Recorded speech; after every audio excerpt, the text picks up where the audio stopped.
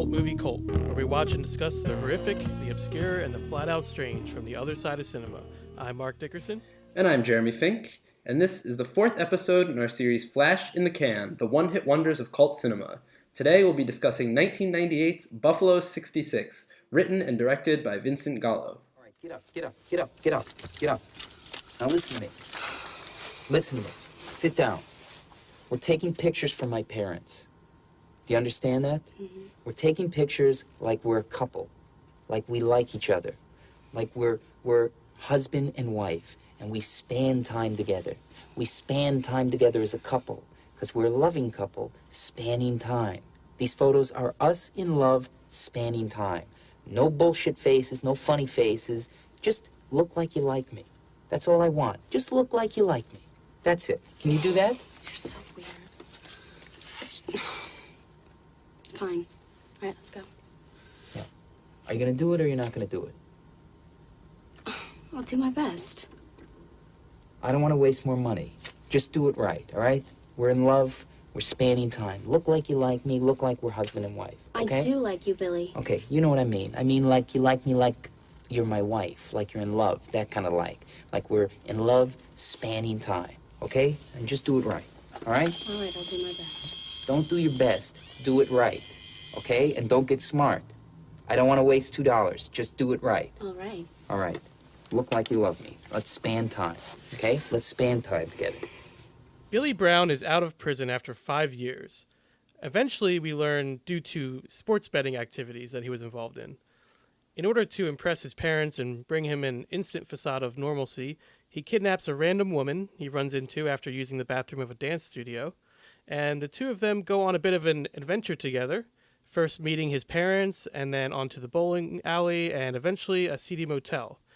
It's one of the odder friendships/relationships between characters that I've seen in a movie. Certainly a different kind of dynamic.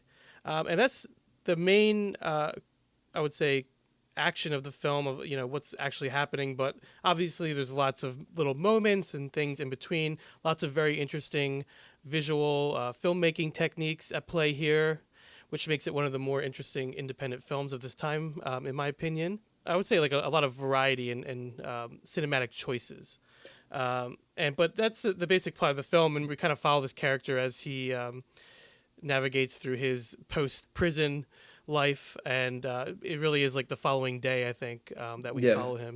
Yeah, relatively simple plotting in this film. Very simple. Which I think a lot of serves it. A lot of room for the characters to have their moments, and some good dialogue and some visual things in there as well. So now, was this your first time seeing the film? Yeah, this was my first experience with a Vincent Gallo film. I'm yet to see Brown Bunny, although it's definitely on my list. Definitely my curiosity is piqued after seeing this film. This was kind of an interesting experience as a film viewer, because I think I was really drawn to the techniques that were used in this film. There were a lot of things that felt very experimental, very surprising. Like we said, pretty simple plotting, which really leaves room for some interesting character detail that kind of were expanded upon in a way that most films won't dig that deep into, kind of like the little minutia that I think was really interesting. It was also interesting because I think that we're dealing with a true anti-hero in this story. Maybe even more of the villain. It's one of those things where I think, well, like that's the thing that I kept thinking about with this movie from the beginning is this character likable? Because it didn't really, to me, seem like they were trying to make him likable or relatable. Even in the redeeming moments for him, he was still kind of, for lack of a better term, a little bit despicable. But for some reason, he was a really compelling character to follow. He was a really interesting character to spend time with, but not in a way where it was like, not in the way where it's like the Joker from Batman or something, and he's compelling because he's so evil. It's almost like he's compelling because he's so messy. Right. It's like a car wreck. You have to keep watching it, even though you want to look away. But the character is certainly a hard one to like, especially off the bat, because I mean, and throughout the film, he doesn't allow anyone to be close to him. He berates his only friend and makes fun of him. So there's things that he does, and he's pretty much standoffish to everyone, has an attitude with everybody. But as the film progresses, you start to realize, why that is more and more through different scenes. And somehow he does, even though he comes off as abrasive and annoying and stuff like that in the beginning, I think ultimately he does become a pretty sympathetic character, which is an achievement, I think, because there's almost nothing there to make him one, but it kind of works. Even by the end, that I think that was the thing that surprised me, is there wasn't really, I mean, as we say, on this show, full spoilers ahead. So if you haven't seen the movie, I'd recommend tune out now, go watch the movie, then come back, because we're about to talk about, all parts of it. But even by the ending, when he kind of makes the decision not to go through with a crime that he's been considering doing, it still doesn't feel like he's really doing it because, he's a great dude. It's kind of just like he makes a decision in that moment not to go through with it, but I feel like he just as easily could have gone through with it. So I don't know, it's one of those things where, like, even though he does become sympathetic, I think the change is relatively small, and I think that's what, for me, makes it more interesting. I know that can kind of sound like a criticism, like, oh, I don't really feel like the character has really changed all that much from beginning to end. But I think a lot of the time we'll see movies that are set over a short period of time, and some great movies do this. And it's not necessarily a critique of those movies, it's just one different way of doing it, where you'll see someone change a really large amount in a day. Who they are at the beginning of the day versus the end of the day is totally different, which can happen in real life. There are obviously days in our lives where we wake up as one person and by the end of the day we're a different person. But for the most part, most days in our lives, we wake up as one person and some things happen that change us in a very minor way. And at the end of the day, we are a different person, but just very slightly. I think that was, to me, what was so particularly interesting is the change for this character, the Billy Brown character, for me, wasn't some monumental thing where, he's now all of a sudden a different person and he's going to be sweet to everybody and he's going to turn into this great stand-up guy. It's like, he has a good moment at the end of the day. He makes a good decision. He has this person. He has this person who he's going to go home to. He buys the little heart cookies. He calls up his friend. He's nice. But, he's still a dude who has kidnapped a woman who he's now kind of he's still in a jerk. Pseudo-relationship with. His relationship with his parents hasn't been fixed at all. He still doesn't really have money. He's probably still got some issues. Yeah, he's probably going to wake up the next day and kind of think better of how nice he was and then probably make some kind of excuse and try to... You can see him going back on it the next day. He's going to try to be an asshole again. And I really like that, actually, because it's surprising. It's an interesting character, and it's all about perception, really. You know what I mean? So what you're saying is how we perceive him in the beginning of the film, it does gradually change. And even though he is basically a jerk to everyone in the beginning, and he has that air of superiority about him, doesn't want to deal with those around him, we do start to see that vulnerability from him, and particularly in the scene in the motel when he's laying next to Layla, played by Christina Ricci, and they are in the bed together, and he wants to be close to her, but we see, that he just can't be for one reason or another. So he comes off as, in the end, comes off as, I would say, like a lonely loser, a degenerate for sure, with some antisocial issues, not great at communicating with others, but, you kind of put all that aside and you kind of just feel for him a little bit. He just looks like, I think even Christina Ricci says it at one point, that he just looks like a little boy. I think when he's in the tub, she says that. He just looks like a little boy, and it's like, you kind of get that he just has these issues, and, issues with his parents, issues with his life in general, with his, and so, it's just, it all comes across eventually. Well, and that little boy thing, I think, is interesting because it does seem, especially the way the film is structured, really the first thing we learn about him. We understand that he's coming out of jail. We understand that he's kidnapped this woman. But those are kind of actions, but we haven't really gotten a look into his internal life.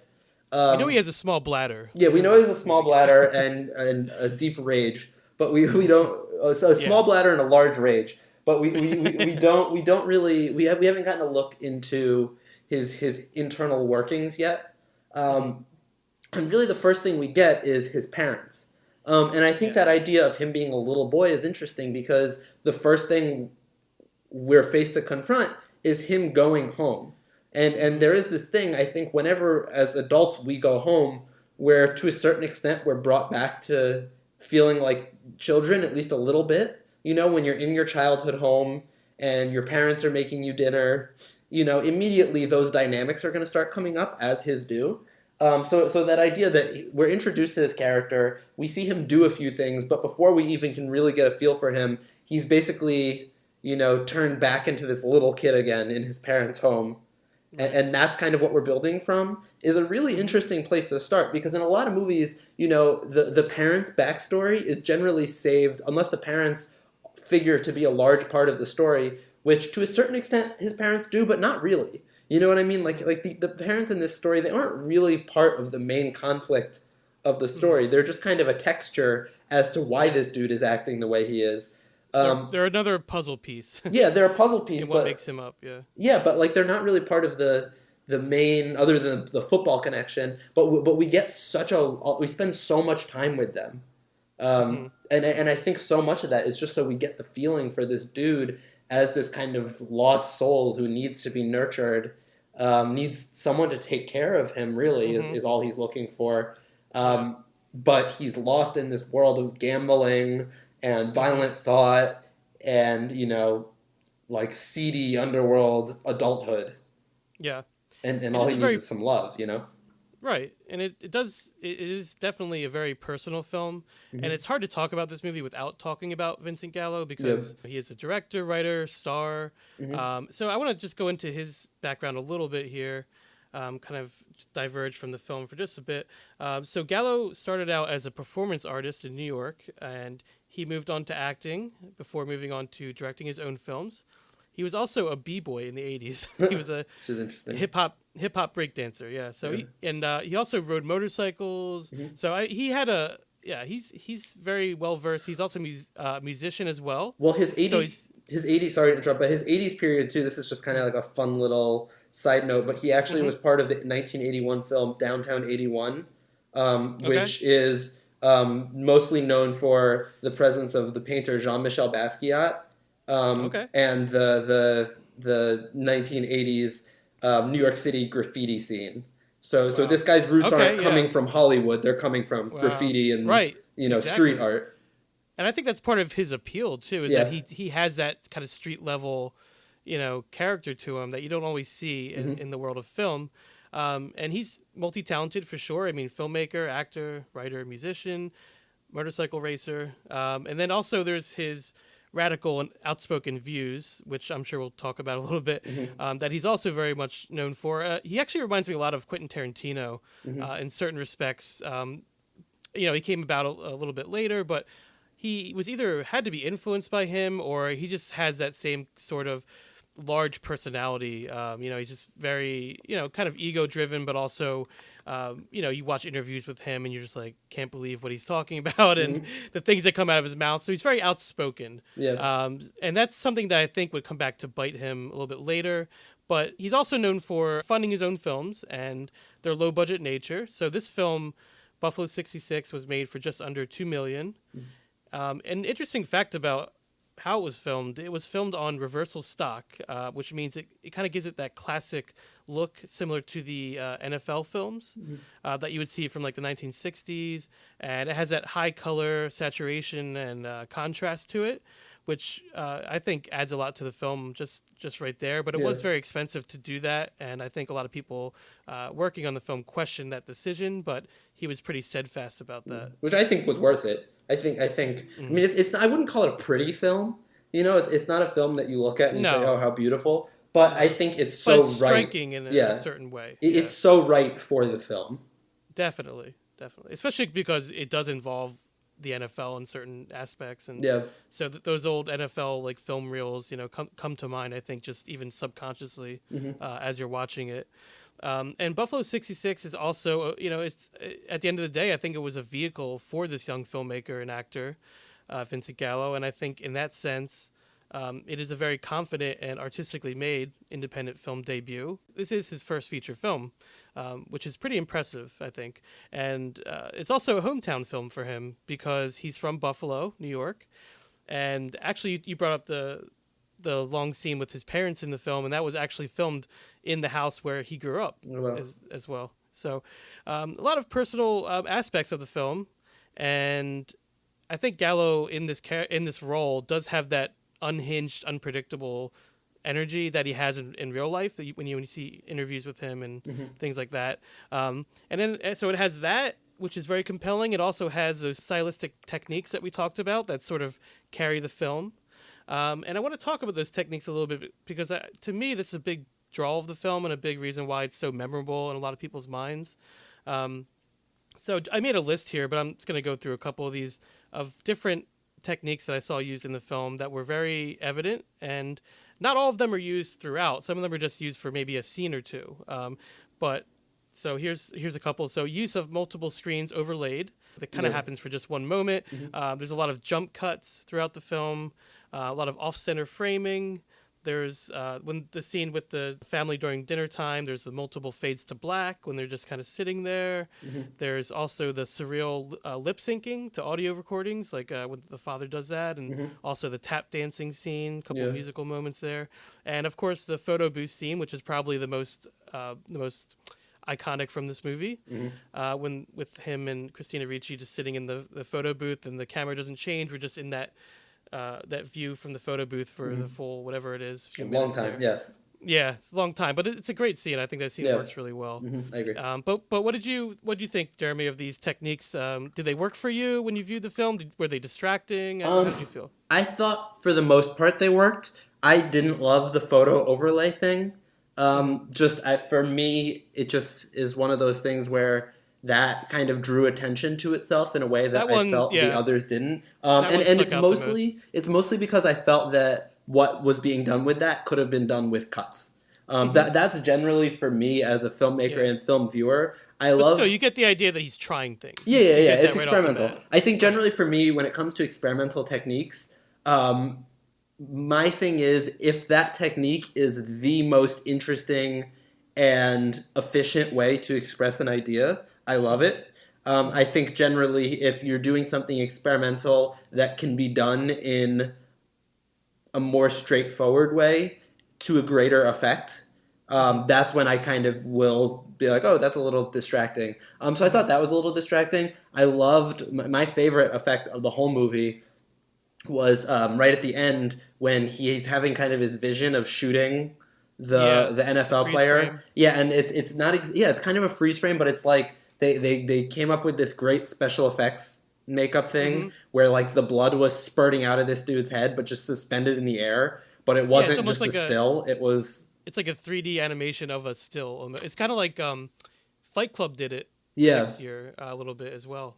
Similar technique. Exactly. I love that because it does felt look really so cool. Yeah. Well, and it felt so purposeful to the moment. And I think that for me, the experimental moments in this film that I really love were the ones that felt like they were totally of the moment. That they totally were the complete emotion and feeling. It was like this is the only way that he could have. Exactly. Yeah. The only and most unique way that he could have expressed that idea. Yeah, and I think it works really well in that moment, definitely, because it's like that's the definitive moment right there, And you think, and eventually you do think that he goes through with it. So I believed it, which a lot of the time I don't. I actually forgot that I forgot there was that extra ending on there because Well, and I've definitely seen those scenes before where it'll be someone doing something drastic, and then we cut back to them and we realize that they haven't done it, and a lot of the time I find myself not believing that they actually did it when it's happening. You know what I mean? Because they don't set the character. Yeah, you can see him. Because a lot of the time a character won't be set up for us to believe that they'll actually go through with the thing. We understand. But this guy, you're like, he could. He's at the end of his rope here. Yeah, he's. Well, and also, and this might be a context thing, and maybe if this movie had come out in, now or a different time period, it might not have been such a thing where it was believable. But in the 90s, you saw a lot of movies with kind of downer endings. We were kind of at like the peak of the Sundance era when he was making this movie. So it wasn't, experimental indie filmmaking was kind of the thing at that time. So it wouldn't have been surprising to just have the movie end with him killing a bunch of people, which to me, I was like, wow, they're actually, they're going to do it. But I believe it. I believe that character would do that. And then when it cut back, I was like, oh, okay. It was actually a surprising thing to do there. Right. And as far as techniques go, there are some big overblown things. Like you mentioned the multiple screens in the beginning, and I agree. I think that's maybe a little overdone. Mm-hmm. But there's also like some little things there, like some even more subtle things that I noted. The one shot in the beginning where he's running around when he's looking for a bathroom after being released from prison. There's one shot where the camera seems to fall over for an instant. Oh yeah. I don't know if you noticed that, but Mm-hmm. it's just like at the very end of a shot. Yeah. Or it might have been in the beginning, but it shows the spirit of the film and like Yeah. that they left that in. You know what I Yeah. mean? Even if it was done intentionally, I found it an interesting like stylistic choice to me. Yeah. And you see that sort of creative filmmaking technique, like utilizing those sorts of techniques throughout the film. So I Yeah. appreciate things like that. Little. Yeah, I actually really love that moment. I thought that was so weird. And that was one that drew attention to itself, but I was just like, that's just so bold. But You it was know so what I mean? quick. Yeah, it was Yeah, just, like, it's so a little quick, but thing. it's just like it's and you clearly... don't really know if it was done intentionally or if it was something Yeah. they just left in or. Well, and I think I may have discussed this on this podcast before, but I heard this... I can't remember if it was an article or an interview with Greta Gerwig, the director of Lady Bird and actress in countless movies.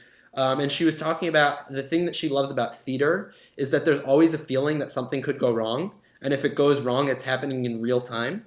Whereas with film, there isn't the feeling that something could go wrong because we all understand that it's been edited carefully. That if something has gone wrong, every effort has been made to make it not go wrong.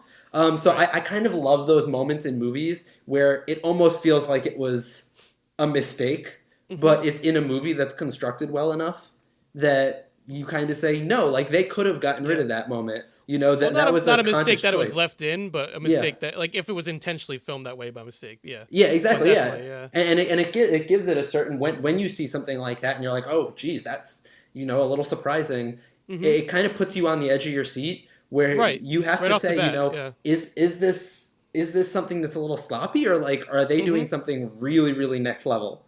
And it could be a little bit of both, but when you kind of lean in like that and you start paying attention a little extra because you're kind of looking for surprising elements. When you're looking for something surprising, you're going to be surprised. You're going to find things that you otherwise wouldn't find. So I actually really, really thought that moment served a pretty good purpose in the scope of the film. Just a little thing, but also those musical scenes I mentioned, the tap dancing one, the one where his father's lip syncing to an audio recording, and then even the ending when he walks into the strip club and he's about to shoot the football player. That's all done just music. So, how did those moments work for you? Did you think those scenes were, effective in their own way? Yeah, I did. I think I had to. I think the one that kind of gave me the hardest time was the dad singing, just because I had to like remove myself a little bit from it because it was very Blue Velvet. I felt like because up to that point very it felt surreal. like we were dealing with this very like gritty, realist cinema verite kind of thing, and then all of a sudden we had this moment where it was like clearly not him singing, and you just had to purely accept how surreal and strange it was. So it kind of caught me off guard a little bit, but then I kind of settled into it and started to accept the film as a little bit stranger and not necessarily just real life. And that moment I thought was strange as well. And then I read something about it later, and it made a lot of sense because right before that, he says he's telling Christina Ricci's character how he used to sing, and he used to sing with Sinatra, and he has this great voice and everything. And then it cuts to a scene of him actually just lip syncing to a record, which is like, this kind of deception. And I feel like maybe that's saying something about his character, or his relationship to Billy, his son. So there's more to that than meets the eye, which I appreciate. Yeah, I think it's an expressionistic flourish that was presented to not be expressionistic. Like when we're building up to it, we don't expect something expressionistic. Yeah, but at its that's core, what kind of throws it's you a off, surreal but expressionistic. Yeah. Yeah, it's certainly kind of dreamlike, and also the tap dancing moment when Layla has her little moment in the bowling alley. She kind of just like walks over to the side and starts tap dancing, which we did see her do in the first scene with her, where he walks into the tap dancing class. Yeah. But I, honestly, I don't even know the answer to this, so I'm going to ask you, what do you think the purpose of that moment is? What do you think that's trying to say, if anything? It's really interesting because at this point, I watched this film about 2 weeks ago, week and a half ago, and I've kind of reviewed it, but I didn't get to give it a second viewing, and that weirdly wasn't a moment that like even like kind of shook me, or like I didn't question it. So it's weird because this is kind of the first, like it just kind of at that point, I guess the way they had built up to it, especially with the whole singing scene and everything and how we had kind of moved through the story, to me it kind of just felt like it was just part of what was happening. I don't know if that's necessarily a good thought-provoking answer, but it just kind of seemed to like... No, it makes sense because it's a movie where things just happen. Yeah, things just happen. Right. So, yeah, and I don't know, like, I feel like that's a very debated scene. Like, I feel like people will look into that. And I don't know. Maybe he just wanted to, to have a moment where... maybe he needed to fill up a little time to reach, a 75 or 80 minute... I don't know. It is a nice long moment, though. Yeah, it's a good line. But but no, and I think, maybe thinking about it, that is kind of showing, it's showing the difference of, like... Sorry, not to... a thought popped in my head of, like, maybe that's showing the difference between the two characters, kind of. That she's dancing. And it also might be her kind of really settling in, like, that could kind of be a turning point, because there is this kind of Stockholm Syndrome thing, where, at first, we're like, oh, this is going to be the conflict. It's that he's kidnapped this woman, and she's going to revolt or run away at some point. And, like, that, for me, was kind of a moment where we see that she's kind of, like, leaning into it a little bit. That maybe she's not going to bolt, that maybe, she's kind of settled in and she feels loose enough to dance. Sure. Yeah. Right. At first you're not like, okay, is she looking for an opportunity to get away? Yeah. Well, actually, this is a good chance to talk about Christina Ricci in this role, because I think if we're going to talk about Vincent Gallo's character, I think we have to also talk about her character. So she plays Layla, and Vincent Gallo had some pretty harsh words to say about her involvement after the film. Was after it was released and everything like that. But I thought that, I thought Christina Ricci did a great job. I thought she took what was sort of a thankless role as Billy's suffering hostage or fake girlfriend, basically. And it makes the character pretty sympathetic. And, she has this very playfully innocent quality to her. And I think, I thought she did a great job with it. And, I think I think it easily could have been a role that could have just been there and went by the wayside, because especially when you're acting against a personality like Vincent Gallo has, it'd be hard to stand out. But I think because she does something that's so the opposite of him, it just works so well. But what did you think about the relationship they had in the film? So I have to be totally transparent. Christina Ricci is one of my favorite actresses of all time. Oh, she's great. Everything I see her in, I even the other night, there's some like goofy... I mean, it's not goofy. I shouldn't say that, but it's like kind of meant to be more like popcorn entertainment. There's this '90s movie called Now and Then, which was basically, I wouldn't call it. I know exactly what you're talking about. And so like the other night, I was hanging out with my girlfriend, and we were both exhausted and needed a movie to throw on, and that popped up on Netflix, so we just watched it. And even in that, I was like, she's really good in this, like this. Yeah. This movie about these girls just having like a summer, like it's just like a summer nostalgia kids movie. But like I'm like, she's really good. So full disclaimer, she's one of my favorites. So I'm biased. But I thought, like you said, I thought she brought a dimensionality to this character. I was actually talking to a friend of mine who we were almost going to have on this podcast, but he booked a feature film doing some work on that. So, shout out, props to him. Good luck to him. Yes, good luck to him. But I was saying to her, my one critique, well, not my one critique, but one of my things that I would have liked to have seen in this movie is kind of more about who she was and where she came from. And he said, no, the whole point is that we don't know, but she's still so compelling, which I thought was really interesting, because it's like early on in the scene, or early on in the film, rather, right after he's kidnapped her, she has ample opportunity to get away. It's not like they're in the middle of nowhere. They're in a parking lot. Right. She's taking dance classes inside. He hasn't shown her a weapon or anything like that. There are people around. Like, she had ample opportunity to run away, but she didn't. She, she made a conscious choice to stay. And so my friend has said, like, what an interesting character that we don't know who she is and why she would stay. And I think that there's a certain truth to that. And I don't think every actor or actress could have pulled that off where it was interesting. Right. I think other people with maybe a less sophisticated, filmic vernacular she might have just seemed kind of stupid in that moment. Yeah. It's like, oh, there's her opportunity. Why isn't she running? But at no point did I find myself yelling at the screen like, get away, because she just has this innocent quality to her. And it's just like, and it's that innocence that kind of just makes her character. And I think it makes a certain, certain kind of sense that she would stay with him because she sees something in him and she wants to bring it out of him, and she does feel some sort of odd connection with him, and for whatever reason that is, I mean, we never really find out because we don't know much about her life, but there is something there, and it's almost unspoken. Well, I think it's like an innocence paired with darkness. And I think maybe that's the reason why Christina Ricci got cast as Wednesday Addams in the first place. Is she's always kind of had this thing where, she seems like she'll be in a role where she seems like a perfectly nice person doing nothing dark or outside of the ordinary, but and like she seems sweet, but it seems like there's something really kind of like damaged always going on behind her eyes. And I don't know much about her in real life. Like because she's one of my favorites, I've almost to a certain level maybe have like avoided learning too much about the actress because she's one of those people who is just so fun to watch in movies. There's certain actors who you can whenever she shows up, it's like, hey, it's Christina. Like, oh, hey, there she is. Yeah, interesting.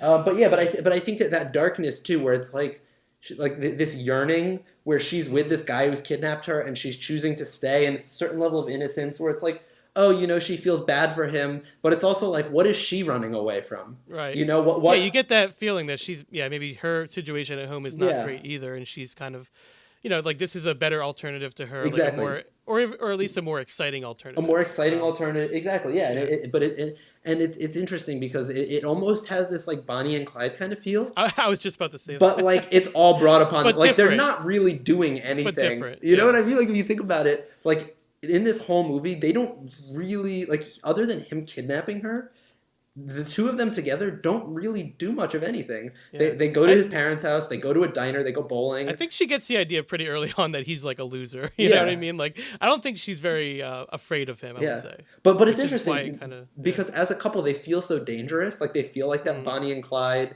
couple or, Or like the Sid and Nancy kind of feel. Yeah, the Sid and Nancy or, so many of the examples of like this couple on the edge doing crazy things. But like, they're not taking drugs, right? I don't think there's... No, they're not taking drugs. The film, no. They're not killing anybody. They're not on the run from anybody. Like, they're doing the most banal things you could possibly... They go visit his parents. Yeah, like, the only real conflict is that Billy has a dark fantasy of doing something crazy in his head that he ultimately doesn't go through with. So it's like really, it's just a story of, like, this guy kidnaps this woman, and then they hang out. Again, it's all about perception. Really. It's all about perception. And there is that hotel scene I mentioned where, or motel rather, where they're laying in the bed together, and that's such a good show don't tell scene. We talk about that in film. So instead of having dialogue explaining what's going on, and there is some dialogue, but in this scene in particular is pretty much just that overhead shot. It's silent, except for music, and just showing them next to each other, and I think it says so much just without any words. And then Billy finally cuddles up to her and kind of gets in that fetal position.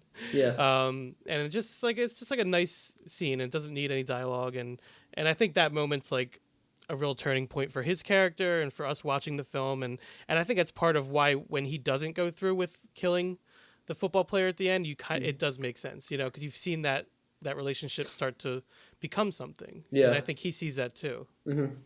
Which, once again, though, which I think is the thing that makes it interesting, is it kind of seems like it started to become something, but it's not really... There's not substantial groundwork for a relationship. It's not yet. They need to work on it a little bit. Yeah, they're building the house on a swamp. It's it's not. The foundation hasn't been laid well at all. Yeah.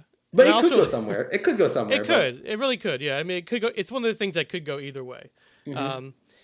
And also, in that moment, we see him shoot the football player, and it goes into that kind of surreal freeze frame type animation. We see that quick, I guess it's a flash forward cut to his imagined, how his parents would react, sitting by the side of his gravesite, and his mom's busy watching the Bills, and his dad could care less, and it's just like this kind of really dark comedic moment that I kind of appreciated, and it's just like that also just says something about his character, and another reason why he's like, you know what, he's like, despite all this, I'm gonna go a different path, So, and let's talk about the parents real quick, because we have the great Ben Gazzara, who plays Billy's father. Always and terrific. He's always good. And the great Angelica Houston, who plays his mother. Almost unrecognizable, I thought, because I actually almost forgot it was her at first. I guess she has a wig on in this role, but and I also can't recall her acting in a role like this, where she plays this type of character. Yeah. That's sort of just like oblivious and kind of floaty, and she's normally like the intellectual. Like I'm thinking about in Royal Tenenbaums, it's like exactly. Yeah. You normally see her in that kind of role, and also Morticia Adams. So there's a little Adams Family reunion here. I didn't even think about that with her and Christina Ricci. Very funny, actually. Yeah, and they're both really great in the film, and I think they both do their jobs. After the film came out, Vincent Gallo also had some things to say about Angelica Houston, and because apparently they didn't get along on set, and he thought that she was responsible for the film maybe not playing in certain festivals and not doing as well as it could have. So there's lots of behind the scenes things like that, and we'll get into that a little bit more. Also, there is Kevin Corgan, who plays, well, I guess Goon is what he calls him. Goon / Rocky. Rocky. And that's interesting because Corgan is not credited for this performance. I think he was somewhat uncomfortable with his role or with his performance or both. I guess his involvement in the film in general. And to me, I mean, I like him in this film. I think he is he's another one of those innocent characters. And I think he comes across like Lenny from Of Mice and Men, where he's kind of just like, you can tell there's maybe something wrong with him mentally. He's very, like he's slow, but he's also just so well-meaning, and he just, he has a good heart. And I think that's what Vincent Gallo's character responds to ultimately. So I think he's a good presence in the film, and I think it makes sense that Billy would have like some sort of friend that he's in cahoots with, from his hometown and things like that. So, but what do you think about that character? Yeah, I like that character. I think he was one of those characters where I wasn't particularly invested in him as a character, but I thought he was kind of more there to serve our main character, which is fine.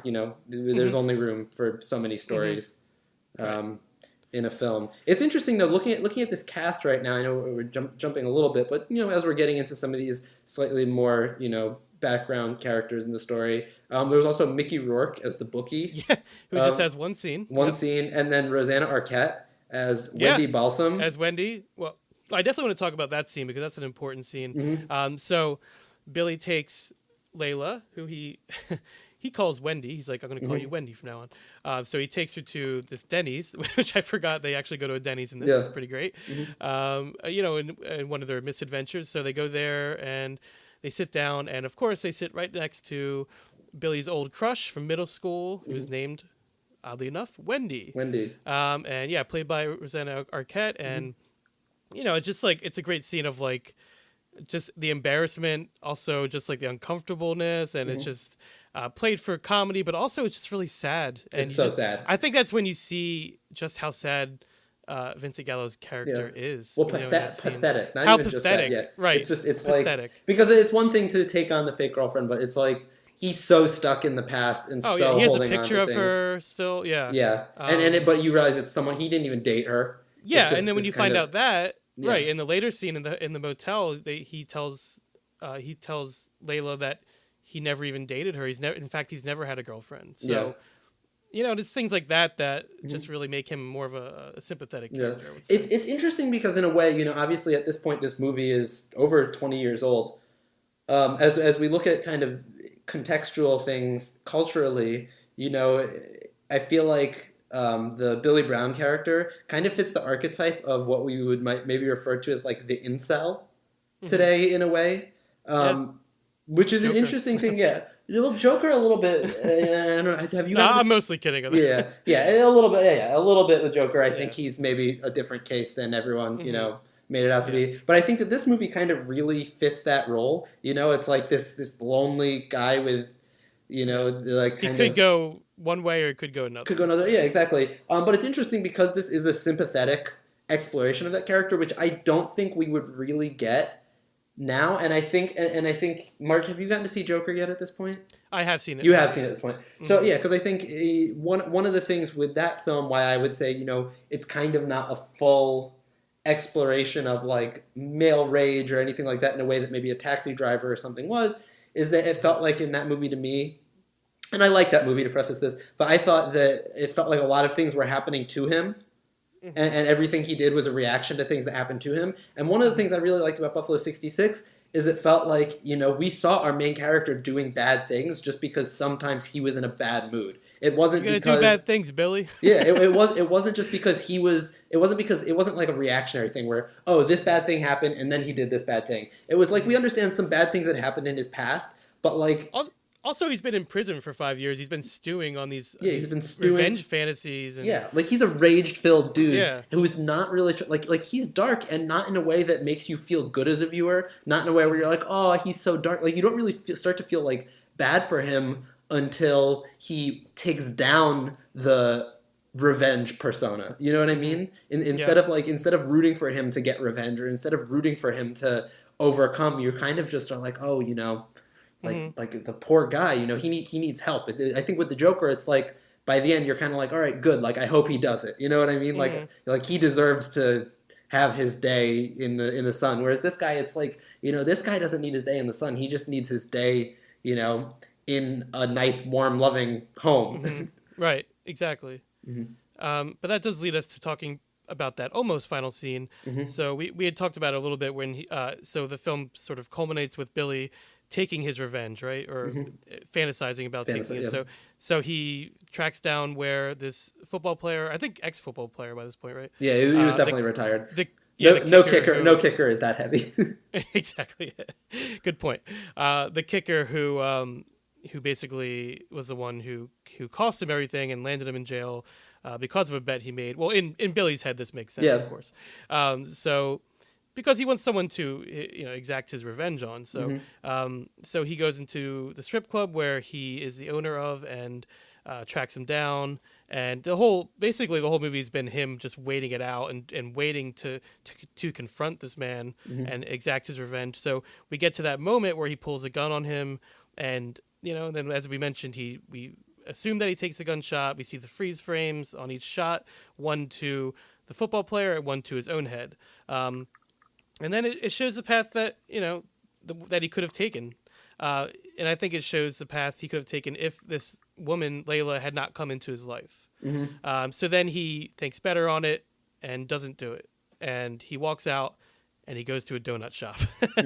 And there's something so heartwarming about him buying her that hot chocolate that she's been wanting and a donut. And buying cookies for the customers. I just love that final scene. It's like, I was talking about it with my brother because he likes this movie a lot too, and he's saying how it feels dreamlike. Like it's almost like too sweet. True. Yeah, it's like such a happy ending, but it kind of works in such a weird way. But what did you think about that ending? I mean, like when I was watching it, I was kind of like almost like didn't believe that it would just turn on a dime that fast. But like the more I kind of think about it, it's like we've all had those moments of relief in our life where we almost make you just want to go really stupid decision. Buy a cookie. Like when you almost do something stupid, or even if it's not like an intentional thing, where it's like I like if you have a moment where you're driving and your car slips on some ice, but luckily there's no other cars around, or it's just something bad almost happens, and you're like, oh, you know what? Everything's not so bad. Let's I'm gonna go live. Yeah, I'm gonna go live and be like decent today. It's like go eat something bad for me. Yeah. Also, that donut shop is just like perfect. I think like it just looks like when you walk into a donut shop late at night. I don't know if any donut shop would be open past 2 a.m. But well, it's like kind of a diner. A diner. Yeah, it's like a little bit. Yeah, and it just has like those crusty old donuts in the background, and I think he cast that with locals, the people that were in the shop. So it just has like a really, even though it's a little bit too saccharine sweet, it's like a nice capper, and it is sort of genuine. I think it feels genuine. Well, and after a movie that is kind of almost totally devoid of sweet moments. It's kind of it's surprising. It's subversive. It's almost subversive. Like it's like did a producer make him tack on this ending? But then at the same time, it's like no. I mean, in a way, it's in line with the rest of the film because it's unexpected, right? Yeah, exactly. Yeah, it's unpredictable. So it does make sense in a certain way. And having seen some of the experimental stuff that's in the rest of the movie, I'd have a very hard time seeing any producer convincing him to do something he didn't want to do. Yeah. Exactly. Everything else that's in there. I mean, the fact that he shot on reversal film and he wasn't being told, which I think is a nice segue as we get close to wrapping up here, I think one thing we need to... So this is our one-hit wonder series. And I think one thing we need to talk about is kind of Vincent Gallo's career and why maybe... Because it did seem like he was really out of the gate with this, a really explosive new film talent that was destined to go on to be right there with any of them. For such a self-assured debut film, I mean... And it was on everyone's radar. It was pretty big when it made a splash when it came out, I would say, for indie film at that time. And... Gallo's star, it's just kind of faded throughout the years since this film. There was the Brown Bunny, which he released in 2003, and that also made a splash in the indie film world, but maybe not for the best reasons. No, it's even somewhat notorious for its non-simulated fellatio scene, but it was in no way the indie darling that Buffalo 66 was. It didn't have the same charm or impact that this film had, I would say. It was seen also as more pretentious and even gratuitous. Well, clearly, because of that one scene. And it is Vincent Gallo receiving that fellatio, by the way. But I talked to Jeremy about this a little bit before. I have only seen that movie once, but I remember liking it. And so I don't think it's like a bad film or anything like that, but it's just I think it's very different in certain ways. And I think maybe he went in a direction people didn't want him to go, but that's also Vincent Gallo, in a certain way. He does his own thing. And I think that film is an artistic statement in its own right. And I would say, like I said, not a bad film that I can recall. And, but as for impact, we could definitely, I would definitely consider Gallo a one-hit wonder in terms of how we're analyzing these films, the way we've looked at films in the series. And Buffalo 66, it was a sort of a singular film in a lot of ways. And so, his star kind of faded. And I think part of that may be due to his larger-than-life persona that we talked about a little bit. Some would say brash, I guess, personality that he has. I think he rubs people the wrong way a lot of times. And he acquired somewhat of a reputation in Hollywood. Like I said, Christina Ricci and him had issues, as well as Angelica Houston and him. Also, Lance Accord, the DP on this film, also had a difficult working relationship with Vincent Gallo. And I won't read the things that he said about people, but he, if you can look him up if you want, but they're not nice. He was not nice. And if he has his reasons, then that's on him. But like I said, I think he just rubs people the wrong way. He does have sort of a brash attitude. So I think when you kind of analyze these things and you look back, you start to see, even though this was such a promising debut, maybe these are the types of things that led to his downfall, and we don't really hear much from him anymore. Unless Jeremy, unless me and you are just out of the loop on that one. But I haven't really. I think he's still making films. It's just that we haven't really. They haven't had the impact. That from what I understand, he's had a couple unreleased films as well. For various reasons. But it's interesting. I know he's acted as well. Yeah, he's acted a bit. I think he's kind of an interesting case, which is why I wanted to bring up the fact that he was in the Downtown 81 film with Jean-Michel Basquiat, and he has kind of these fine art roots. The film world is a place where it's very hard to work as an island.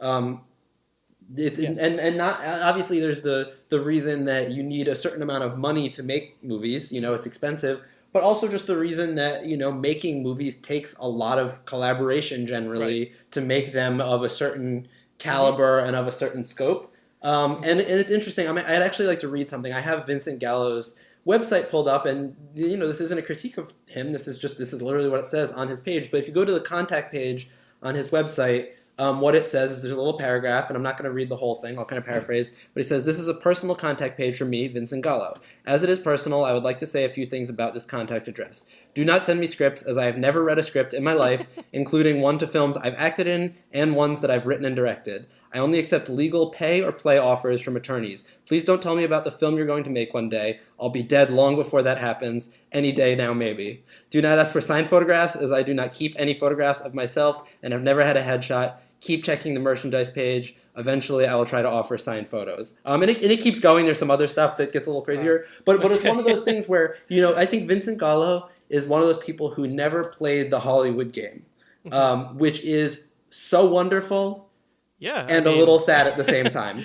It's both impressive, but also, I guess, unrealistic, maybe. He's a real 100% individual who refuses on any level to, compromise his individual desires, vision for anybody else, which I think works better for a painter. It works better for a sculptor. It works better for a writer of novels. And I think for a filmmaker, it causes problems. But I think, as an audience, we're really lucky that we have a couple films from a person who is like that, because it's so rare. And I think it's something that whether you love them, hate them, there's probably not a lot of people that have opinions in between. We have to at least appreciate the fact that we've gotten something totally unfiltered from a totally unfiltered human being. Definitely. He's unique, and this movie is very unique. Actually, are there any other debut films from a filmmaker that you can think of that would compare to this film? Like, I'm sure they exist. I just can't off the top of my head. In terms of being so personal? Just being so, well, not even personal, just so... it's so singular in its vision and kind of, I don't know, just the styles. It's very, like I said before, it's very self-assured. It's very confident film. The only thing that really comes to mind for me is Reservoir Dogs. Well, again, Tarantino. Tarantino. It's like you said, there's some parallels there. Yeah, don't get me wrong. There's some terrific debut films out there. But played his cards a little bit better. Yeah. Well, in the long run. It took him a while, but... Yeah. But it's interesting. Like, we could have lived in a world where Vincent Gallo became like Quentin Tarantino, sort of. It's interesting. But in the end, I really enjoyed this film. Watching it again, it is, I would say, a favorite of mine. I really like this movie, and watching this as a filmmaker, especially, it's one of those movies that makes you want to make movies. That's what I realized watching it. Because right afterwards, I was like, I want to start writing another script. Like, I just, that was kind of doable. Going. Yeah. It's like. Yeah, because it's not a crazy budget, and it's a very simple idea, very simple plot, not too many characters, and it's just like, all the techniques he uses, all the visual styles there are, it's just like, it just has that feel. It just makes you want to be an auteur, go out there and make a movie if you're inclined to do so. Absolutely. So I always appreciate when a movie makes you feel like that. So, but that's Buffalo 66, and we have one more episode left in this series, and that's going to be American Psycho. It's going to be an interesting one. But for now, thanks for listening to Cult Movie Cult. You can find us on Twitter, Instagram, and Facebook. If you have any cult films you'd like to hear us discuss on the show, or if you'd like to officially join the cult and be a guest on the show, please feel free to reach out to us at cultmoviecult@gmail.com. This has been Cult Movie Cult, and until next time, so long from the other side.